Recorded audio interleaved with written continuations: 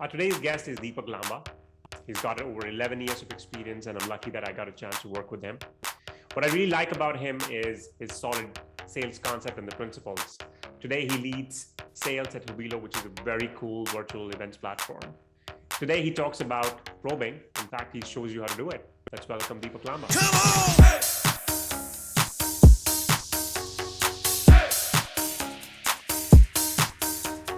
Thank you, Deepak, for coming onto the Sales Sprint show. I'm really happy for multiple reasons. One, it took me like only 300 attempts to get you here.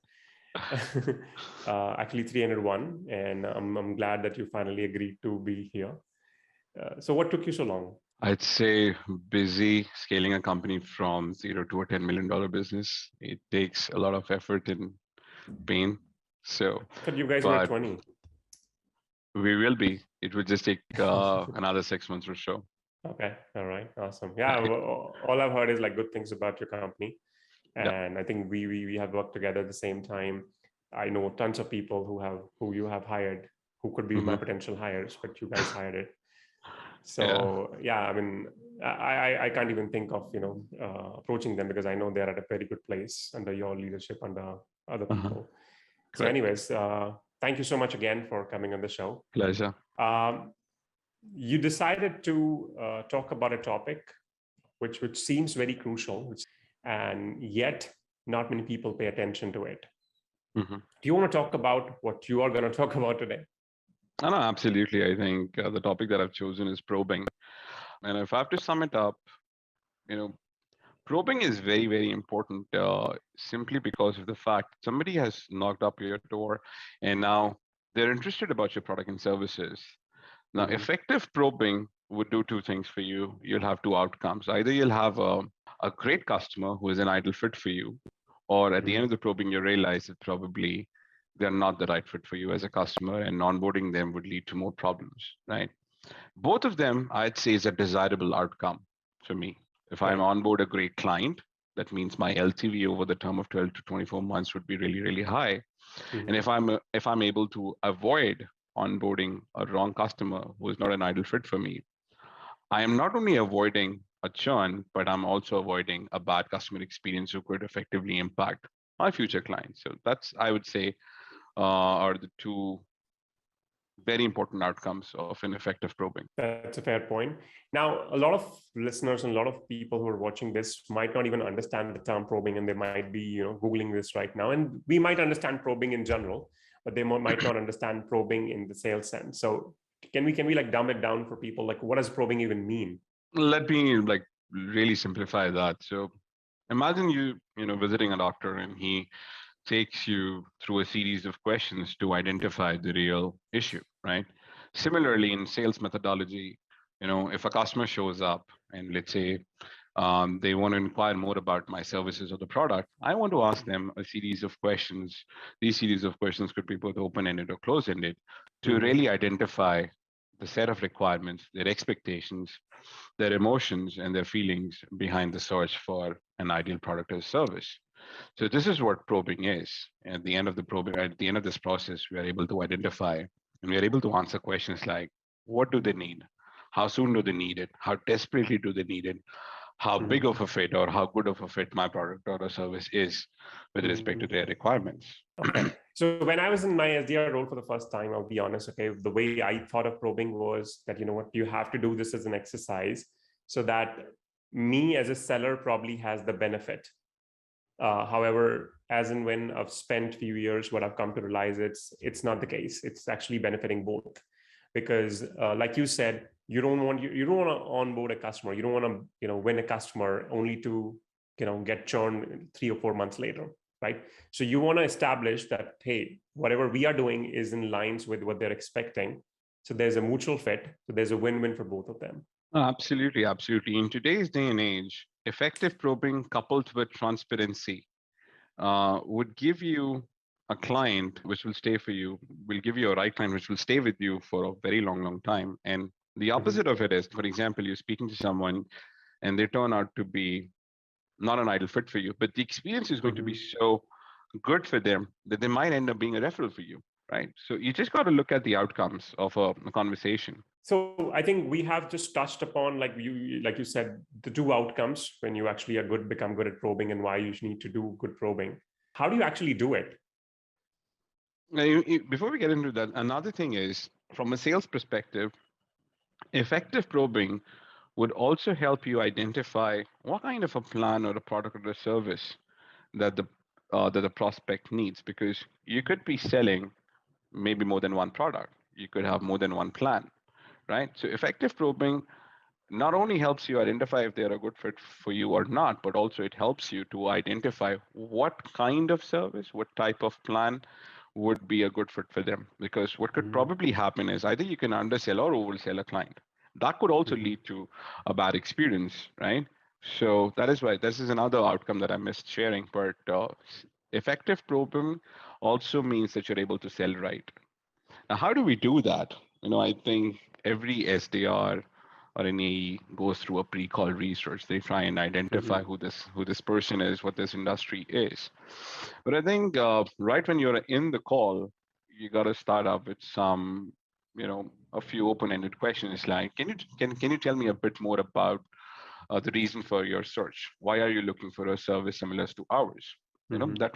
This open-ended question would give the prospect to explain their pain point on their own version. To be honest, they'll tell you their own version of story. Right. Another good question that I love about is, how long you have been looking for a service like us or a product like us. This would tell you about the length of the problem.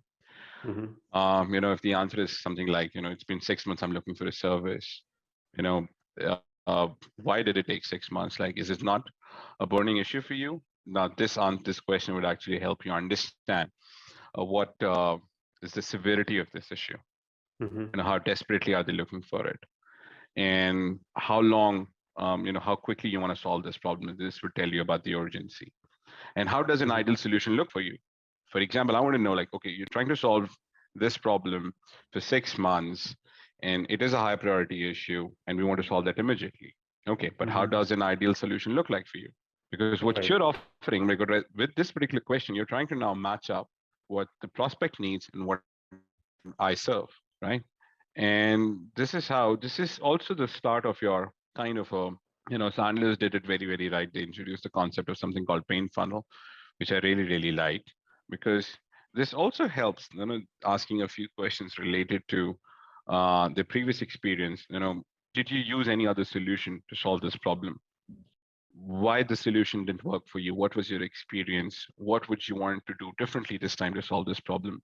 Do you feel that it was the product that you chose earlier or service you chose earlier, or was it a problem of the execution? What are your expectations from a solution or product like ours? Now, all of these things, are giving prospect the ability to express themselves. And all of these questions are great questions, and this is where probing can only be successful with active listening, because they're going to be long monologues coming from the customers. So another thing that we need, I want the people to note down, is effective probing is not only about asking smart and great questions. It's about being an active listener, listen to their monologues patiently, and from there you will draw your next series of questions. They will tell you something interesting, and you would want to know more.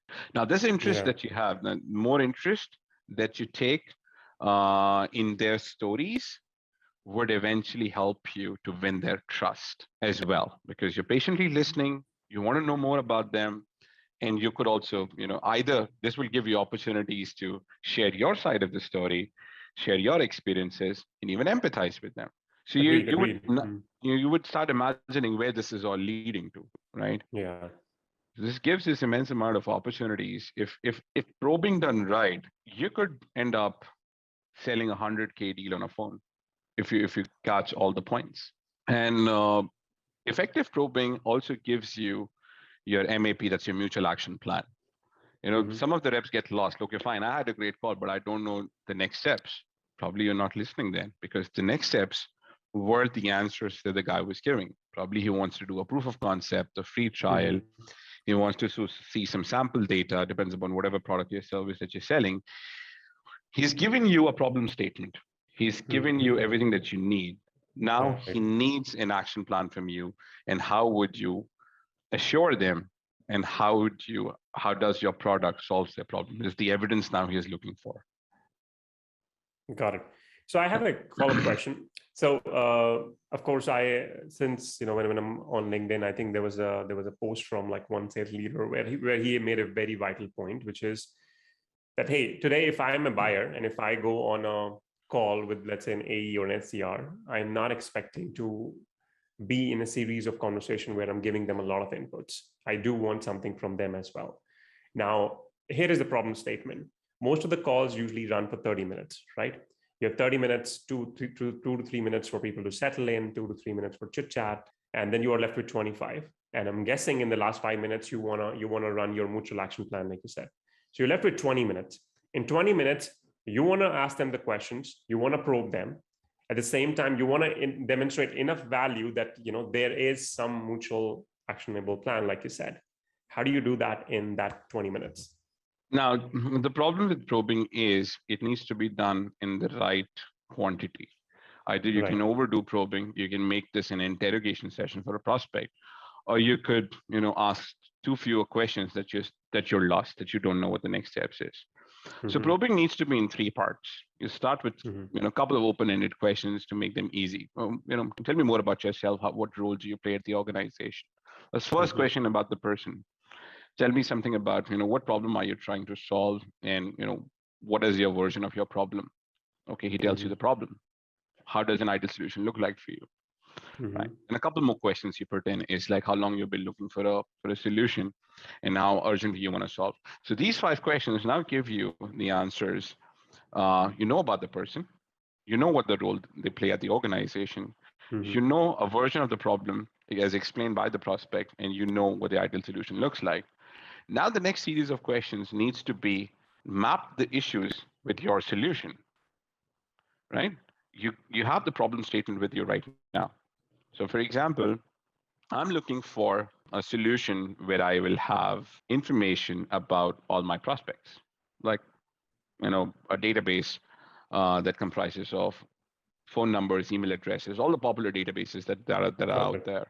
I want to now ask, the problem statement is, I want a high data accuracy. I want a database which has high data accuracy. Okay. Now, I want to know like data accuracy in terms of email address or phone numbers or both. What's the ideal outcome for you? And they would say that probably I need a high accuracy of phone numbers. This is wherein I come in and say that, what, great. You need 80% data accuracy for phone numbers. We could commit to an 85% data accuracy. So that's where you now start giving back. To your point, I need to give back. Now I've answered. You need 80%, I can commit to 85%. Next set of questions. My email bounce rate is, let's say, less than 95%, or whatever the numbers come out to be. So this is where I start coming back up, right? And right at the end of the probing, you interimly give the option, you pass on the let's say, a kind of control of the call back to the prospect. At this point in time, do you want to ask me anything? Is there any questions from your end? At times, you kind of pass on the control of the call to the prospect as well, and empower them to ask questions as well. That's a part of probing as well.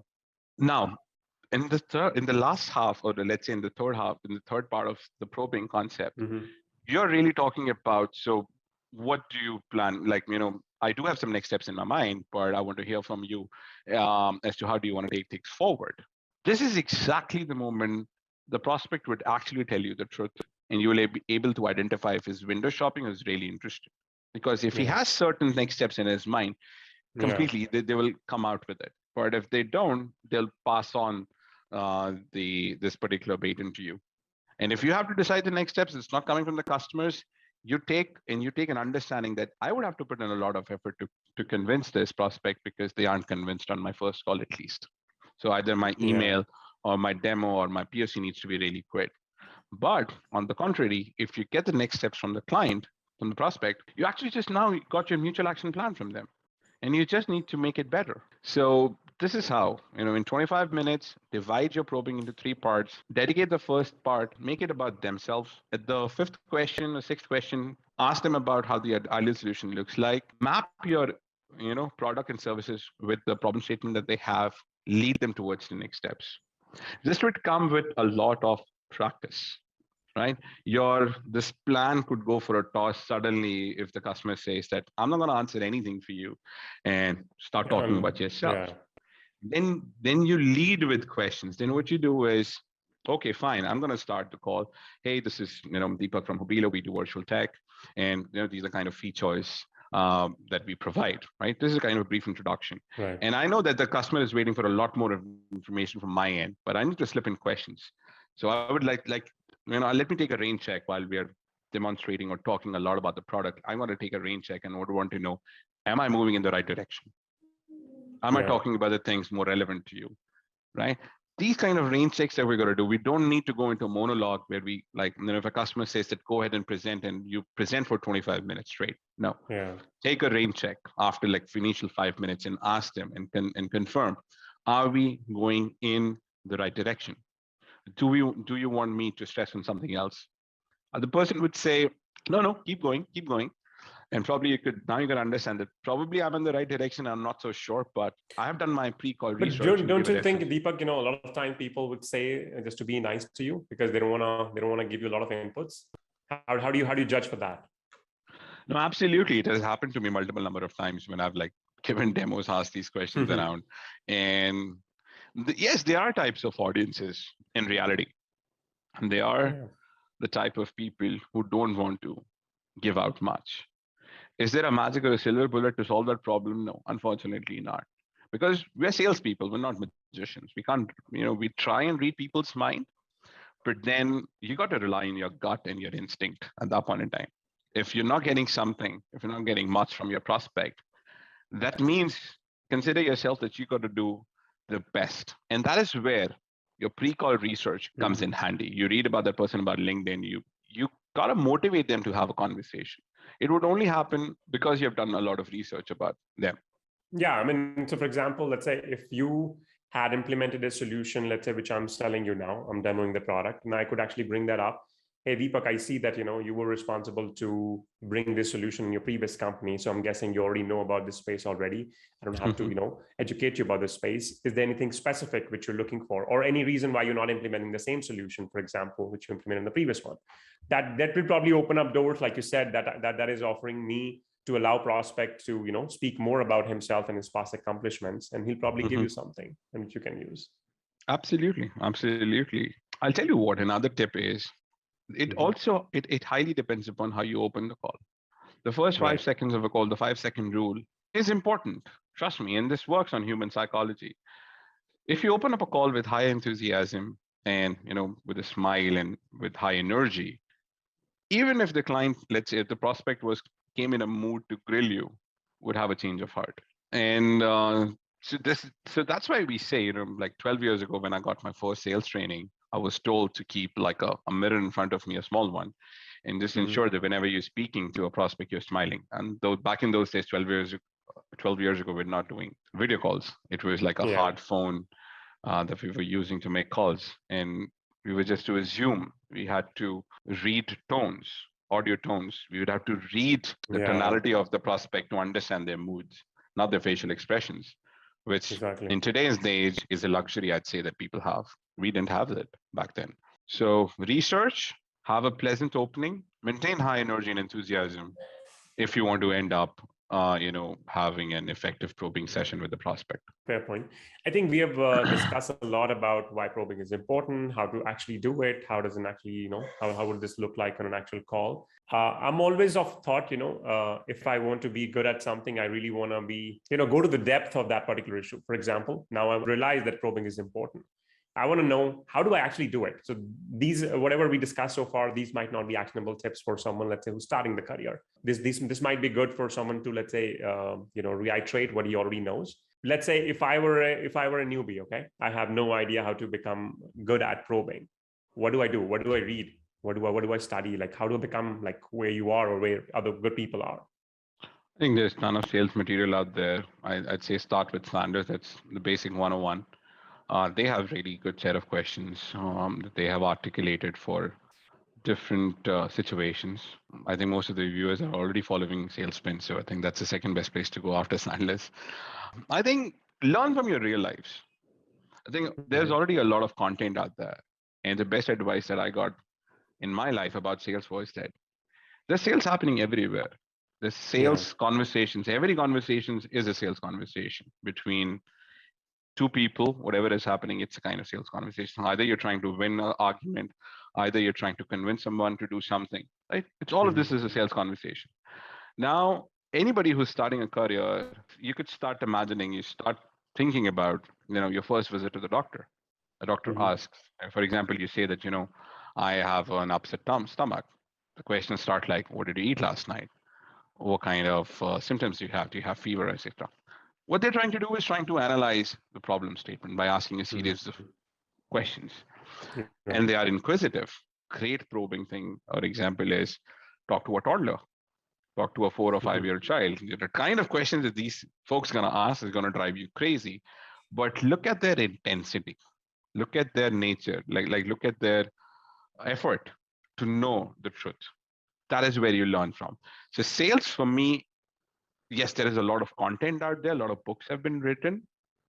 But if anybody who wants to pick up sales and probing effectively, just see how the humans are behaving around you. If you have an inquisitive nature, if you want to know more in a nicer way, I think you'll do really, really well. But if you are hesitant in asking questions, if you are hesitant, if you have a difficulty, I think then write a set of questions and follow that. If asking questions does not come naturally to you, and if you feel that you're not inquisitive by nature, then create a method. Write down those 10 questions. At the end of the day, the answers to those 10 questions would help you identify if it's the right prospect for you or not. That's it. Create your own qualification criteria or probing technique. Try different things.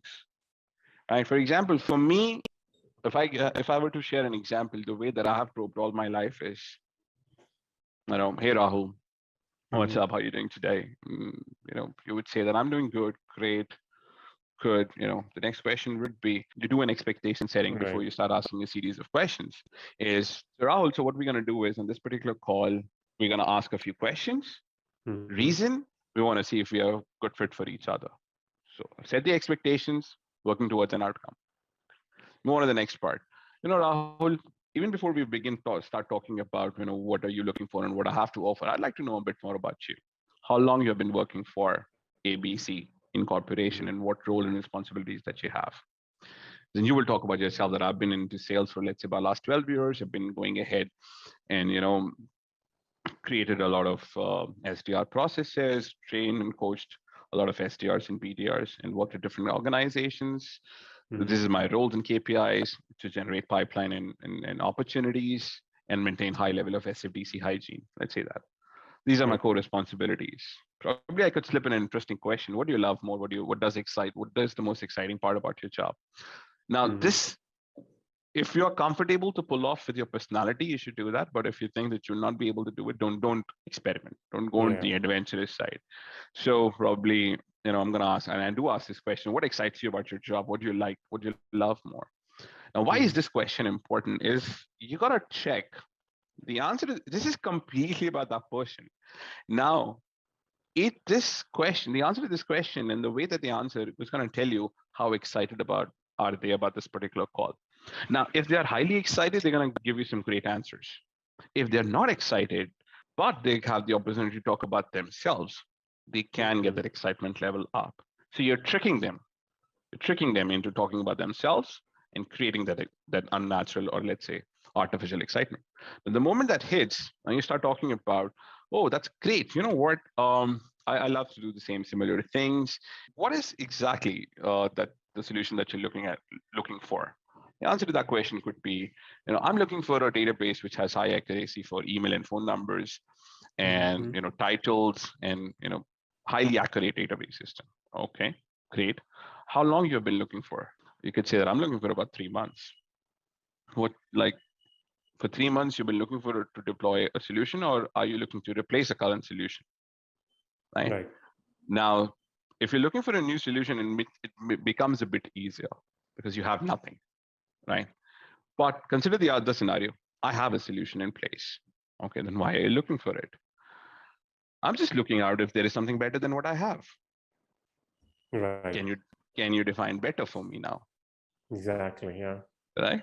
Now, this is how you see that, there are prospects who are smart enough to say that, no, I have a solution, it works absolutely fine, but I'm just seeing what is out there in the market, and I'm just seeing if there's something better to find better for me. This is where I think a lot of people go wrong, because I'll give you an example. So let's say, like you said, I'm selling a database, right? And if somebody says I'm using the market leader, the most natural transition is, okay, you know what, I can, as an AE or as a salesperson, I would probably think, oh, you know what, I think what he's talking about. Most of the time people are honest about it. They'll tell you what they're using. And most of the time salesperson would go into the pitch, oh, you know what, don't worry about it, I have everything covered. And you start narrating all the features or all the ways how your solution is better than the other market leader. And I think that is where a lot of people I see go wrong, because you don't know, for example, how they're using that tool. Your solution might be better in, let's say, X, but they don't even need X for that, for example, right? Then whatever you pitch you had in mind, that kind of goes for a toss. So like you said, they're looking for better. Okay, define better. Tell me how exactly are you using your current solution? If there was one thing which you wished could have been better, like you said, define that better for me now.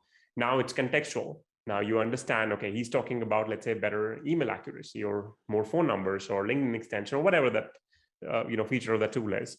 Now okay, you know what, my tool doesn't even do that. So I would probably have to talk about other things which we do better and see if the prospect is interested. Something on those lines.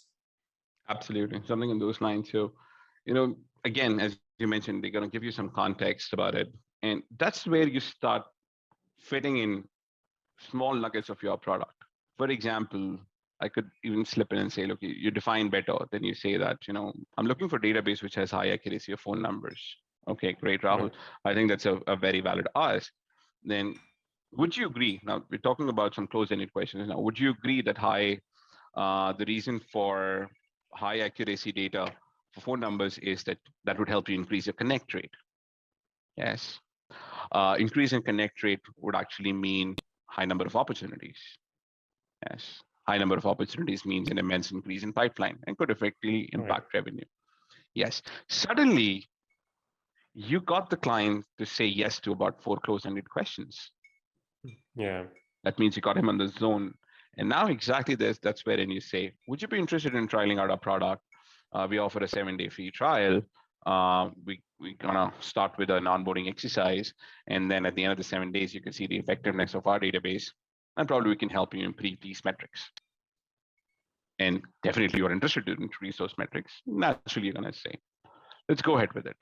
This is how the structure is. Now, the difficult things could be, imagine you get a prospect who says nothing on the calls, right? The people who say, I have everything, I don't need, I'm not really looking out for a solution, but I'm just here to see what you guys have to offer. Now you got to be smart here enough, and you got to use what they have told you about themselves.